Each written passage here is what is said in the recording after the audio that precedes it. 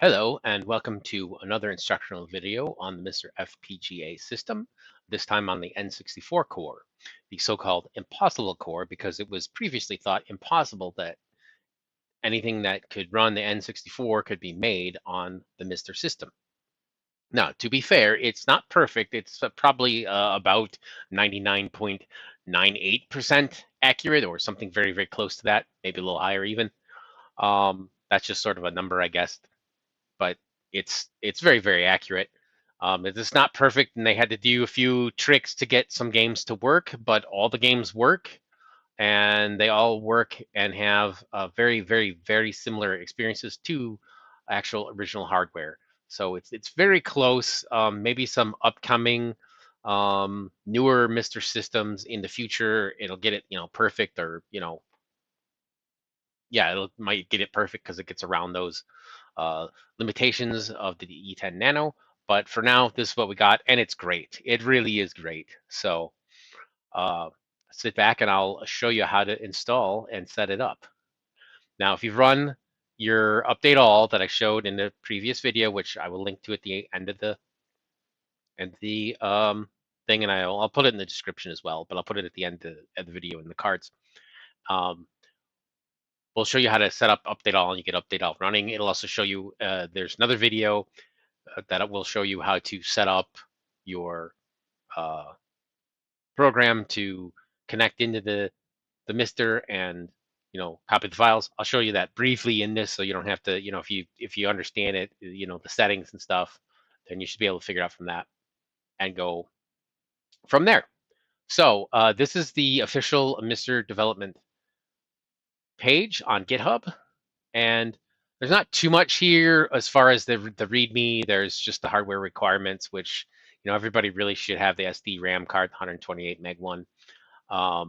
This tells you how to get the BIOS, how to set it up. If you have update all, that will set it up for you. And this shows you about the error messages, which hopefully you won't even ever have to worry about, because you shouldn't get those normally. You can have them turned off. That was more for debugging stuff. But the one thing that's important here that you do want to check is the turbo releases. So you go here and you get this as of this time of this recording. This is the latest turbo release. This does not come down with update all, so you have to copy it over yourself. And I'll show you where to put it. You download this file. This one is the N64. It's 80 megahertz, so it runs faster, and some games will benefit from that overclocking. So it's kind of a nice little bonus thing, but it's unsupported. There may be glitches due to it being overclocked that obviously we can't account for. But some games will just work a little bit faster. I think like a lot of the first-person shootery type games like GoldenEye and stuff like that really benefit from it, is my understanding.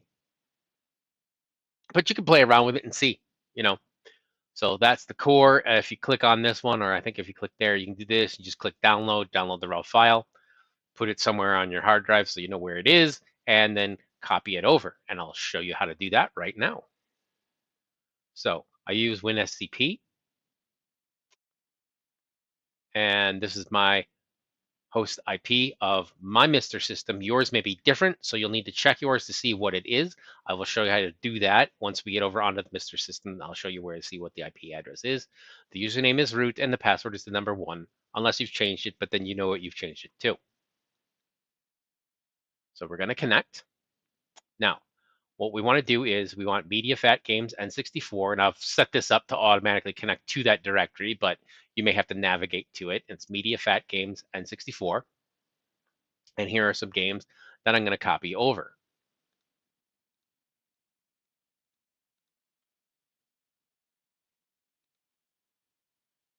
All right, and this will just take a little while. So while you're waiting for that, maybe you could like and subscribe to the video if you're so inclined, or if you want to leave a comment, or just remember to leave a comment later.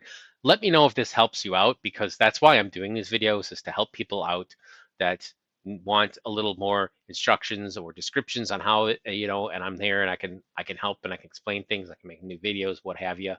I'll do my best to try and help you out with setting it up. It's pretty straightforward though. Like most of the cores, you just copy it to the appropriate directory and you copy the ROMs over. Now, one thing I would like to explain here is this Force Gemini one. There are about 4 games that required patches to work with this core. It's just the way they had to change the way it worked due to some limitations and memory bandwidth issues and such. But it still works. Um, but these games, they don't work as is, so they had to change some of the, there's some patches for the games to make them work. And therefore, again, it proves that it's not perfect, but it's still good enough for the most part for most people. And that's one of the ones. Now it auto patches, so you don't have to patch it yourself if you have the ROM for it. Hopefully that you've dumped yourself, and you can copy it over there, and it'll auto patch it for you. And I'll show you that when we get to that section. You'll notice I've also copied over Pokemon Red. Yeah, that is the Game Boy game, and you can use that and link that. This VNES, I won't actually show you this. That is an NES emulator for the N64, and it's just crazy that that works, on this system like that, where you're running. It's kind of like an emulator inside an emulator, and it's just amazing that it works, and it's kind of neat.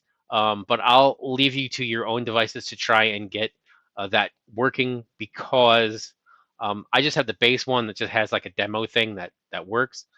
But I think you can combine Mario with it, and there's a way that that'll work, and something else. And the problem is that it's a real pain to set it up, because you gotta like bake it into a cartridge, in a virtual, in a ROM. You don't have to actually put it in an actual cartridge, but the ROM image of a cartridge, and you got to do this on Windows XP, and so that means you got to get a VMware or an old system or something like that, to a virtual machine of some kind, not necessarily VMware brand, and set it up and do the copy, and then copy it over, and then add your checksum and all that stuff. And for something that's not really feature perfect, we got the feature perfect one. Just run the NES core in here. But maybe something, if you're interested in doing it just because you can, just know that it's there and you can. But other than that, it's not really. It's just for the funds of being able to do it, rather than the practical, good, great experience that you would have. So I'm not going to show you that, but it's just showing you that it does exist and you can do it. So something else is this Viewpoint. This is the recently found master, quote unquote, master ROM that they think is like the final version, and then it just didn't get the put into production. So this is the full one, and this is actually the translated version. And as of this time, it's not in this N64 database file, so I had to edit manually. So I'll put that in the notes below, in the description, to show you that. But Viewpoint. So I added these 2 lines, which will give you the prototype master, which is in Japanese, and then the prototype translated, this is the file that I have that I'll show you.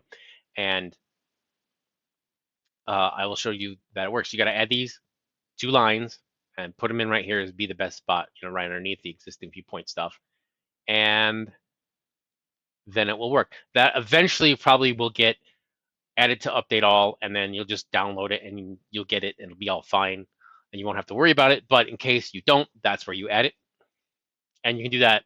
In theory, you can do it for any other game if you know what lines need to be put there. If you know what information, because there's different kinds of ways it saves, and um, chipsets and whatever's in there. So you have to know the details of it to make it work, and then you have to have like the hash and that sort of stuff. But if you know what you're doing with that, you could add other hacks and things like that to it that aren't in there, and that's where you add them. Okay, so we got the games copied over. That didn't take very long at all. If you're doing them all, that might take a long time if you're doing a ton of them. Now we're going to go up, because we have to copy over the turbo ROM, and we're going to put this in unstable. Now you may or may not have these other files in here. Don't worry about those. Those aren't related to this. Just this one is unstable. I just have some other ones, for experimentation purposes and whatnot. In fact, I had a video which shows the X68K one. So that's over. Let's see. Let's go back to the games N64 just for clarity. All right, so that's where we are. Those are over there. Um, that's that. Oh, one other thing is as of the time of this recording, I don't know when it's coming out, but there is going to be, there should be a newer version of the N64 ROM with a couple little tweaks which have negligible differences, which you shouldn't notice in a playing, the player experience. You really shouldn't notice any differences, but it checks a couple other boxes on a checklist, which makes it like just 99.99% accurate or whatever it is. You know what I mean? So not really a big deal. I'm not going to show you how to go grab those because there'll be an update all soon enough, and it doesn't really do that much. If there was like some big like, oh, this new extra game is compatible now that with this thing, then I'd be showing you where to get that. But since it's just a little teeny tweak and it should be coming down an update all soon enough, um, you know, I'll let that sit, but I'll let you know of it because I know of it, but I'm not downloading it myself for my stuff, for my purposes. Okay, so let's close the WinSCP and go over to the MiSTer.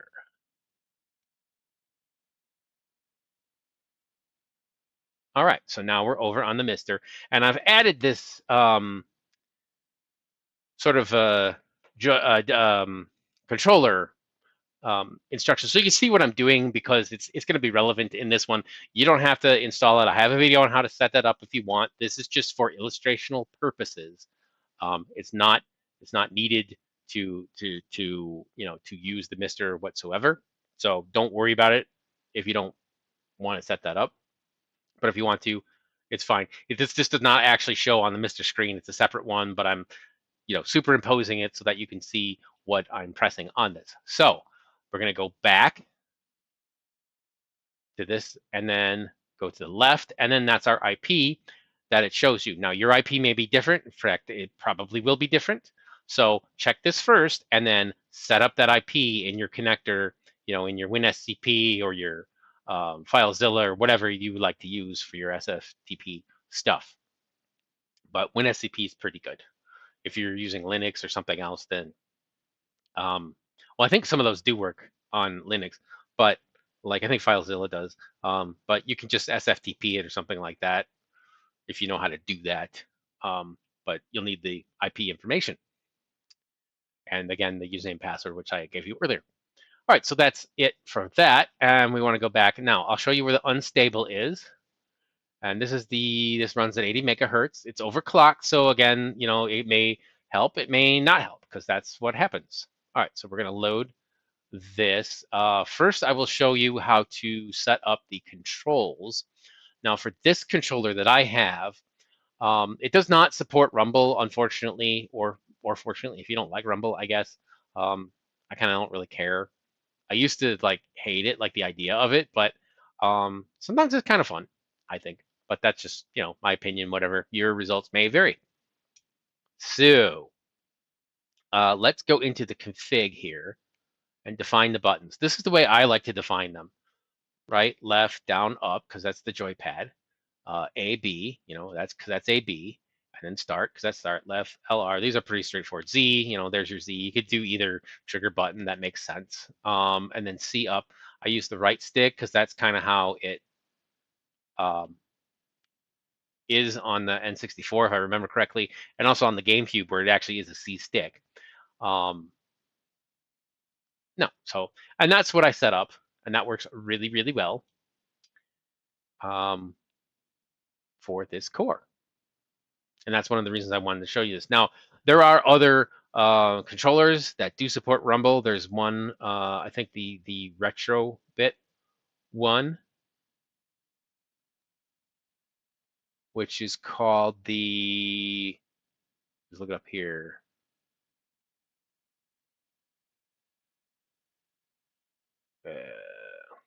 Sorry about that.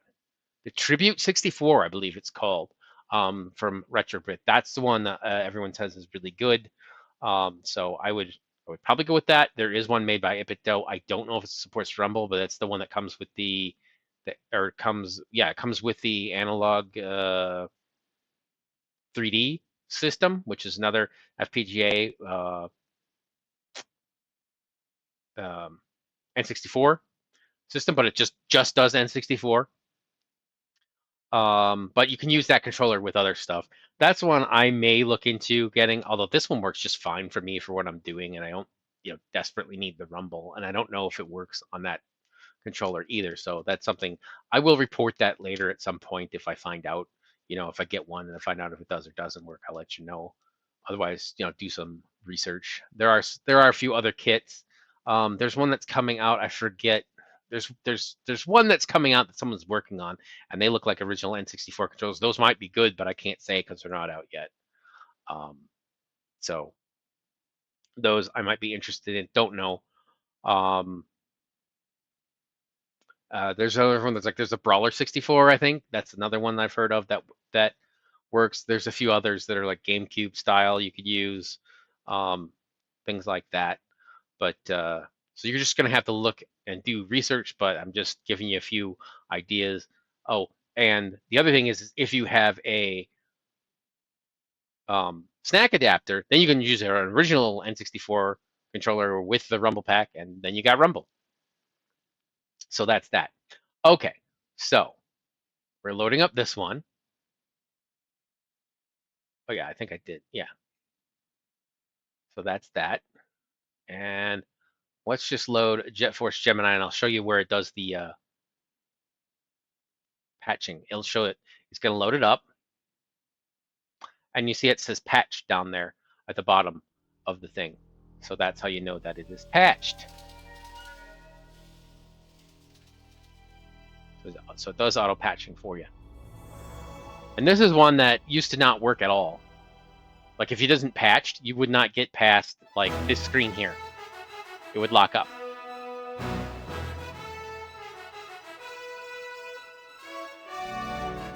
Like I think you wouldn't get to here. So I'm just gonna go through here to show you. I couldn't get to these screens without the patch. Wait, what am I doing? Play game 1. Okay. Oh, I think it saved when I was testing out earlier trying to do this recording. It saved, so you don't have to watch the intro and all that. But you could never get to here.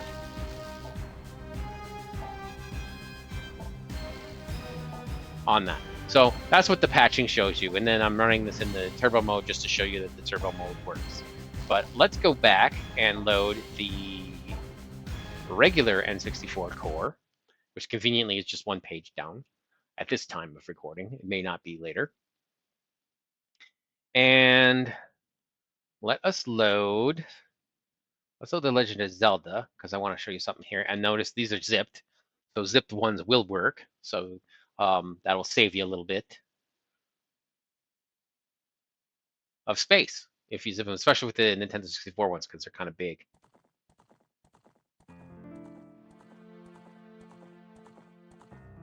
And the main reason I wanted to show you this is because we have cheats. So I just want to show you that cheats do work on the system. I had a problem with cheats originally when I first got this, but they work now for me, so that's great. You can turn them on or whatever if you like cheats. If you don't, you don't have to use them. It's just nice that they're there. It's nice that that function works. This is, I think, all the default settings. I always like to have auto save on, because then it'll save when you come here. If you need to save, that is great to have it save. Now there are some video and audio things you can do, and I will show you this. I'll try to show you this on the Pokemon Stadium in a little bit. But this is clean HDMI, so there's no, it's de-interlaced and all that fun stuff. And it gives it a little different look, if you like it or not. And you can use that. Of course, if you're on a CRT, then you probably don't want that. You just want to use this and leave it like that original. But you can mess around with these and change them and see what they do, and they're kind of fun, Like you can turn off dithering, things like that, and play around with it. But I'm going to show you clean HDMI. And I think that's all you need to see here on this. And I believe that this rumble pack will just come on automatically because I have a setting here under system settings. It says auto setup pack type, and then that's why it turned rumble pack on. I think is why it did it. You can turn that off. It was off when you set it up when there's no game in there, I think, automatically. And then this is the save type, which you don't want to mess with because that's just going to be your regular save type. I've not messed with the real-time clock, the RTC, so I can't say how that works. I think that's for I think you need that for Animal Crossing or Animal Forest or something like that. I think I did test it just to make sure that it worked. All right, so let us go to the next game, which is going to be Pokemon Stadium. Show you how this transfer pack thing works. It's kind of neat that this actually works.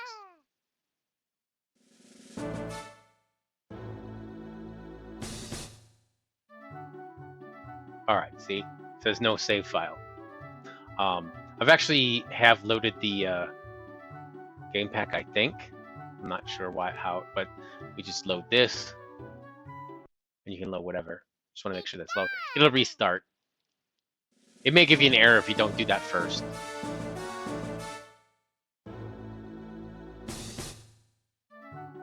Right, because there's no save file, and the regular save files that it makes in the Game Boy Core, which I have not covered yet, are not compatible with it. You have to run like a Python script or something like that to convert them over. So if you do have save files that you played in the Game Boy Core, you'll have to do that.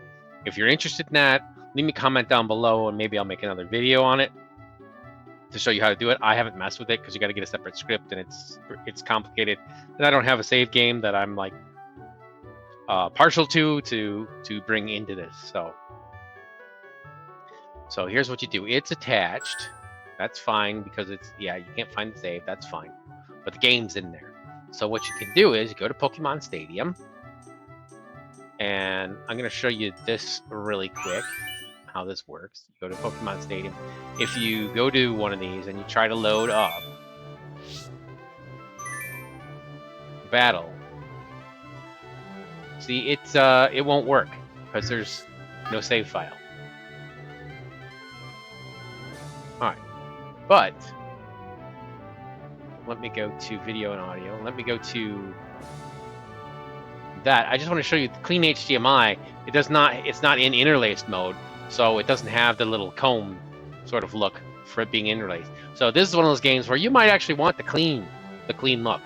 May depend on the game, what your feeling is, or just may depend on your personal taste. Maybe you prefer the interlacing, but I don't. Not for this. So we're gonna make it like that. And that looks nice. Now, let's go back. Since we don't have a save game, we can go to the Game Boy Tower. And we can put the game pack in. And load it up. Just like the real thing.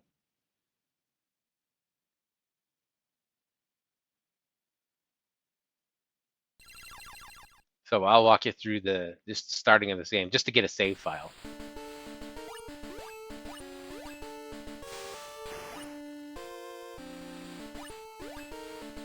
Come on.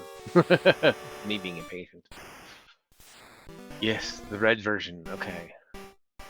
Alright, new game. Hello there, welcome to the world of Pokemon. My name is Oak. People call me the Pokemon Prof. Professor Oak. This world is inhabited by creatures called Pokemon. For some people, Pokemon are pets. Others use them for fights. Myself, I study Pokemon as a profession. First, what is your name? Let's just pick Ash. Right, so your name is Ash. Now, this is my grandson. He's been your rival since you were a baby. What is his name again? Yeah, we'll just go with Gary. That's right, I remember now. His name is Gary. Ash, your very own Pokemon legend is about to unfold. A world of dreams and adventures with Pokemon awaits. Let's go. Yeah, Didn't read that very nice because the way it scrolled. All right, so I'm going to save just to have a save. Yes, now saving. All right.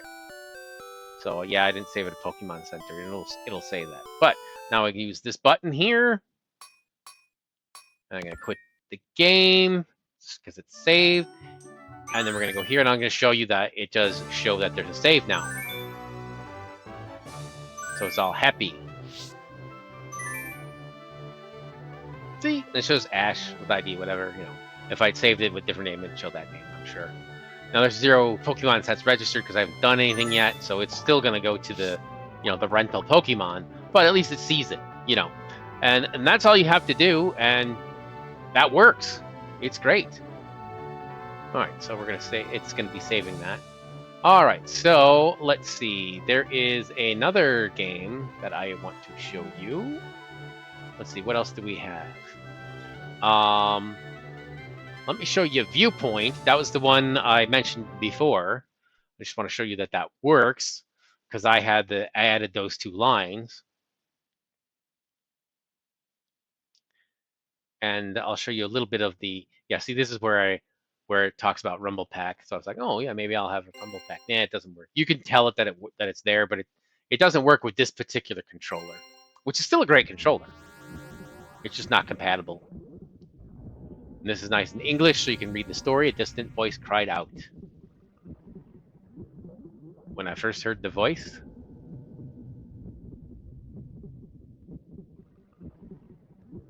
I was at a military space station. Anyway, that's the intro. It's in English now. I believe that was in Japanese in the other version, so you get to know a little bit. You know, read if you can't read Japanese. I could have showed the original one to compare, but I didn't prepare that one.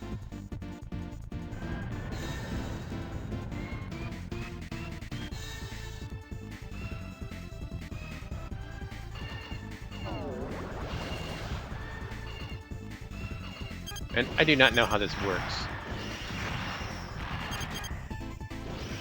Oh, it's like a lock-on thing, okay.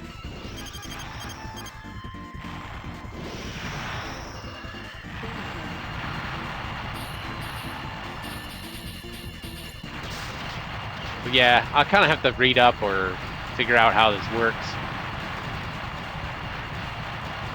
Even though it was never really released, so there's not like there's an instruction book, but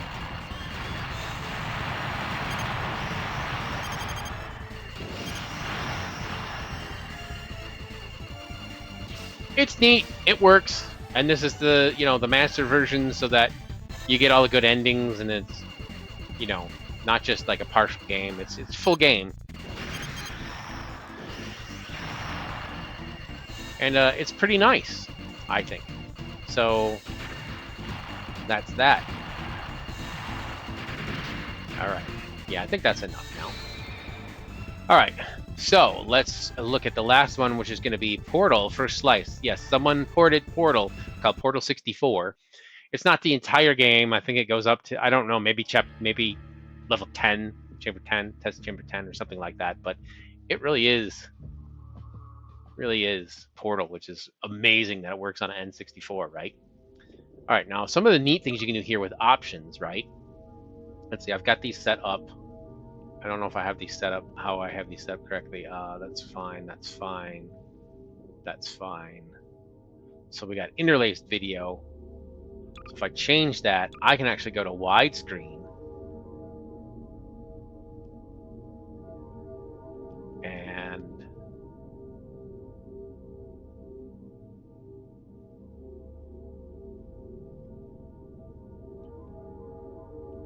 I can now go to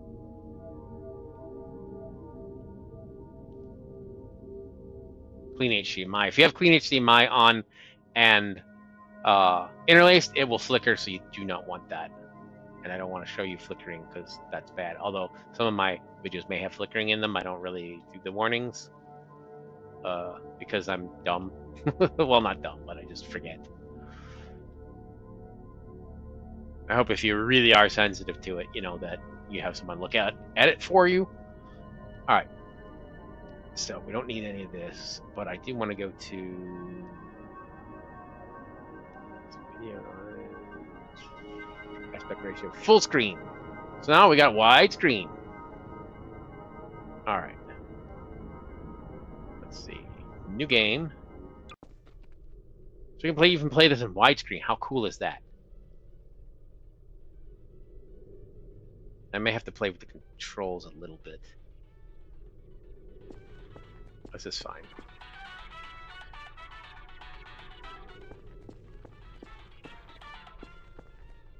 This is hard. I don't really like the control setup this way. I prefer them in slightly different, but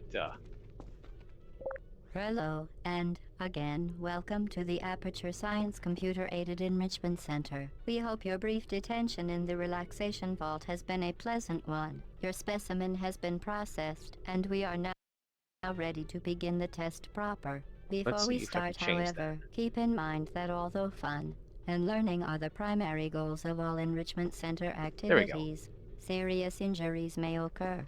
For your own safety and the safety of others, please refrain from por favor, por donde fallan. Muchas gracias. a nice thing is it realizes it's an analog open stick. In 3, 2, so you can do that. 1. All right.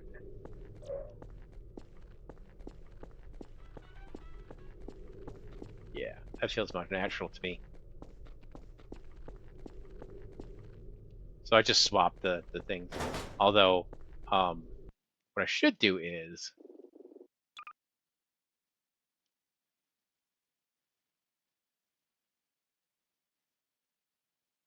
yeah, because the other one's not mapped to it.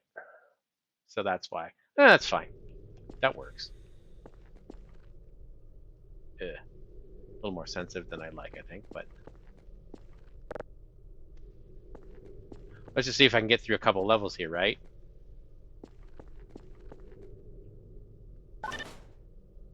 Excellent. Please proceed into the chamber lock after completing each test. First, however, note the incandescent particle field across the exit. This Aperture Science Material Emancipation Grill will vaporize any unauthorized equipment that passes through it.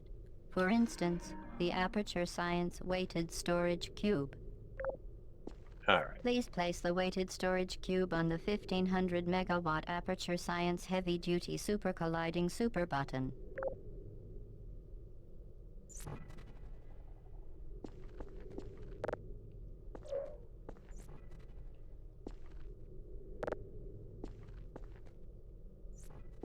Gotta wait for it to come around again.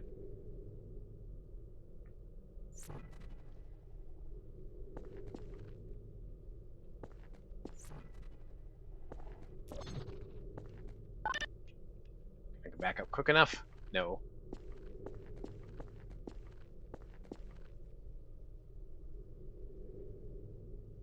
Gotta wait for it to come around.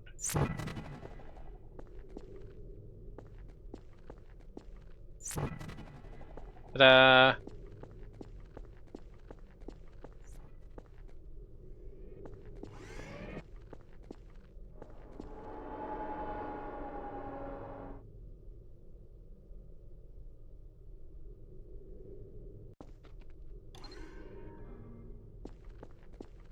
Yep. You're doing very well. Please be advised that a noticeable taste of blood is not part of any test protocol, but is an unintended side effect of the Aperture Science Material Emancipation Grill, which may, in semi-rare cases, emancipate dental fillings, crowns, tooth enamel, and teeth. And teeth.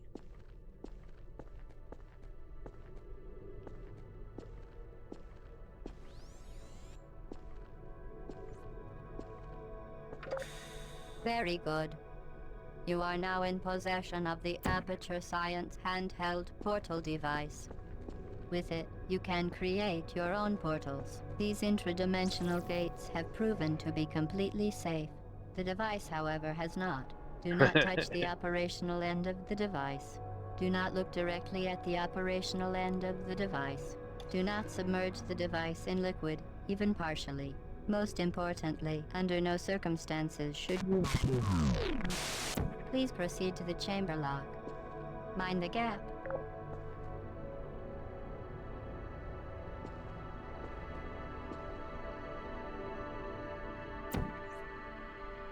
I don't want the floor. I don't want, well, that'll work. Well done. Remember, the Aperture Science Bring Your Daughter to Work Day is the perfect time to have her tested. There you go. Well, I think that's enough. I think that's shown the point of some neat things you can do with the N64 core. And just remember, if you do find this game and have it, to check your settings and watch out for that flickering if you're if you're sensitive to it, that sort of thing. And here's where you set stuff. For some reason, when I was doing testing earlier, the settings kind of wiped out, and I was really confused as why nothing worked. So just be aware of that, I guess. Okay. Yeah, and I don't know what all the default settings are now on this. So I'd have to reset everything, wipe out the system, and then reconfigure it and go back to it or whatever. But this is where you change stuff if you need to. Anyway, I think that's hopefully enough instructions for you. I hope this has been helpful. Thank you for watching, and maybe I'll see you on another video. Take care.